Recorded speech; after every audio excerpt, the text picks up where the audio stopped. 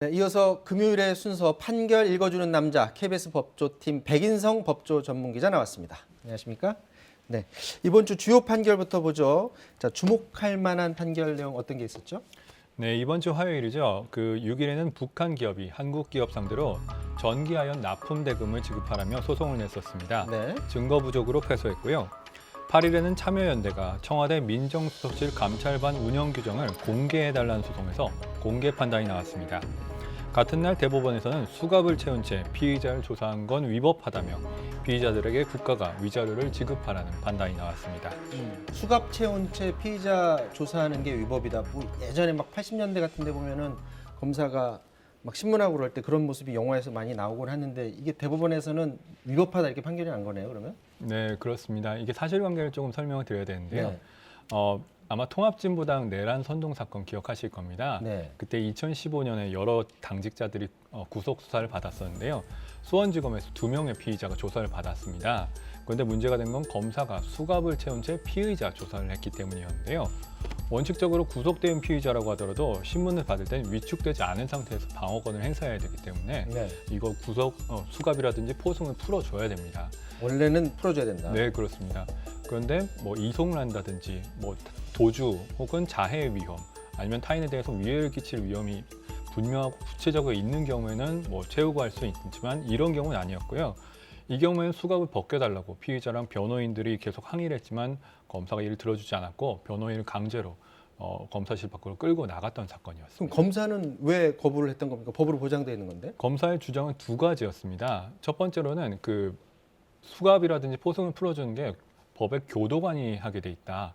그러면 검사가 아니다. 두 번째는 피의자 신문 전에 2명 중에 한 피의자가 자해를 시도했기 때문에 이 다른 피해자에 대해서도 자해를 막기 위한 것이다. 이렇게 주장을 했지만 법원이 받아들이지 않았습니다. 자, 이 건과 또 별개 국가인권위도 사건 현장에서 경찰이 이제 수갑을 자주 채우곤 하는데 관련해서 비슷한 결정을 내린 게 있었나 보죠? 2019년이라든지 그런 결정이 계속 나오긴 했는데요. 헌법재판소 인권위원회에서도 이 같은 문제는 수사기관의 관행적인 문제다라고 지적을 하면서 계속 보호장비 착용에 대해서 문제를 제기를 했었습니다. 다만 이 사건은 피의자 조사 과정에서 있었고 검사가 이 일을 풀어달라고 요청을 하지 않았던 사건에서 검사 개인에게 중과실이 인정된 손해배상이 인정된 특이한 사건이었습니다. 그래서 만약에 이것도 수사기관의 관행이라고 본다면 이것도 역시 고쳐져야 되는 관행 같습니다. 자, 주목할 만한 판결, 다음 판결을 좀 보겠는데요. N번방 운영자 갓갓 많이들 기억을 하고 있을 겁니다. 법원이 34년형을 선고를 했고요. 먼저 지난해 5월 검찰에 송치될 때 그 모습 잠깐 보고 나서 말씀을 나눠보도록 하겠습니다. 범의 목적이 뭡니까? 제가 잘못된 성관념을 가지고 있었던 것 같습니다. 피해자는 전부 50명 맞습니까? 네, 그 정도로 제가 경찰께 말씀드렸습니다. 성폭행 지시한 게 몇 건입니까? 계속 답해야 되나요? 정확하게는 3건 정도였습니다. 조주빈하고는 어떤 사이입니까?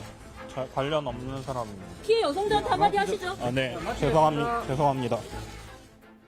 지금 방금 말을 했는데 조주빈, 그러니까 박사방 운영자 조주빈하고 자기는 관계가 없다라고 했는데 조주빈이 많이 이슈가 되고 그다음에 갓갓도 굉장히 이슈가 됐었어요. 자, 그때 당시에 처음에 N번방을 만든 사람은 사실은 조주빈이 아니고 갓갓이죠. 네, 지난해 힘든 키워드 중에 하나가 N번방인데 이걸 만든 게 이 갓갓 문영욱입니다. 이 모든 사태의 근원이 된 인물이라고 할 수 있는데요. 아까 조주빈은 모른다고 하셨는데 실제로는 아는 사이는 아니었던 것으로 보이고요. 다만 박사가 그 갓갓을 의식해서 더 많은 사람을 모으기 위해서 피해자들에게 더 자극적인 행위를 했다. 이렇게 표현을 하고 있고요.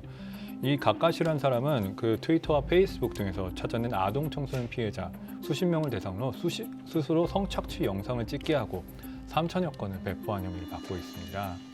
그리고 청소년의 부모에게 유포하겠다는 협박도 했고 흉기로 피해자의 신체에 글귀를 남기게 특수상해 혐의도 받는 등 12개 혐의로 기소가 됐습니다. 네, 방금 전에 조주빈이 갓갓을 의식해서 더 많이 했다라고 했는데 어떤 경쟁 심리? 그런 걸로 추정이 되고요. 사실 이 갓갓이 어떤 의도에서 범행을 했는지는 대단히 불분명한 부분이 있습니다. 이 다른 기사에도 잠깐 나왔지만 문영욱이 어떤 피해 여성을 돈보다 노예로 대하면서 게임처럼 즐겼다 이런 표현이 나오거든요. 네. 범행의 동기도 판결문에 적시된 대로면 단순한 스트레스 해소 혹은 피해자들이 갓갓의 지시를 따르지 않는 것에 대한 보복적인 감정에서 비롯됐다고 말하고 있고요. 재판부도 이렇게 수십 명의 피해자를 노예 또는 게임 아이템 취급한 것에 대해서 이해하기 어렵다는 것으로 보이고 있습니다. 자, 그러면 어떻게 해서 34년형이 선고됐는지가 궁금합니다. 검찰은 무기징역 구형했었잖아요. 그럼 결국은 형량을 깎아준 건데 어떻게 해서 이런 선고가 나온 거죠? 일단 검찰의 구형대로 하는 건 아니고요. 재판부가 어떻게든 장량 혹은 감경의 재량이 있으니까요. 다만 양형 이유를 주로 살펴보면은 피해자가 피해의 영속성이 가장 큰 이유였던 것으로 보여집니다. 검찰과 재판부가 공통적으로 계획 범죄이고 다수의 피해자가 발생했으며 피해를 회복할 길이 없는 인간의 존엄성을 훼손하는 반사회적 범죄라고 표현을 하고 있습니다.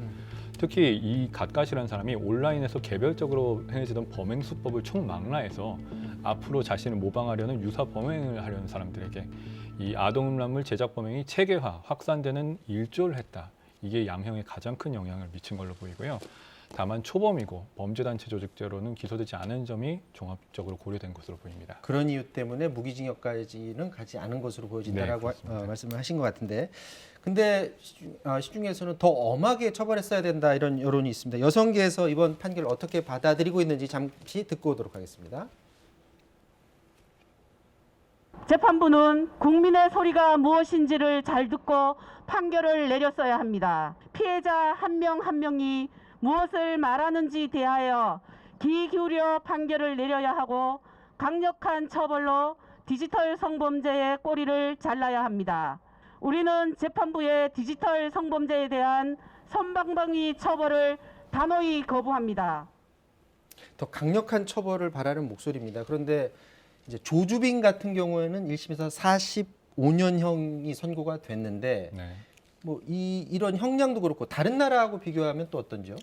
이게 사실 영미법하고는 좀 차이가 있는데요. 영미법에서는 각각의 형량을 모두 합산하기 때문에 뭐 수천 년, 수백 년 이렇게 징역형이 선고가 되기도 합니다. 네. 다만 우리나라에서는 그 형사 정책적으로 최대 중한형의 2분의 1까지 가중하는 가중주의를 채택하고 있기 때문에 그 형량이 낮아 보일 수도 있는데요. 이건 형사 정책의 차이라고 볼 수도 있겠습니다. 네. 자, 그러면 마지막으로 다음 주에 주목해 볼 만한 판결이 있다면 어떤 건지 잠깐만 소개를 해주시죠. 다음 주 월요일에는 조국 교수 부인 정견심 교수의 자녀 입시 비리 등 항소심 첫 공판이 예정돼 있습니다. 다음 날에는 최강욱 열린민주당 대표 선거법 위반 혐의 결심 공판이 있고요. 14일에는 숙명여고 사건이죠. 시험지 유출 사건 피고인인 쌍둥이 자매 항소심이 시작됩니다. 자, 여기까지 하도록 하겠습니다. 지금까지 백인성 법조 전문 기자였습니다. 수고했습니다.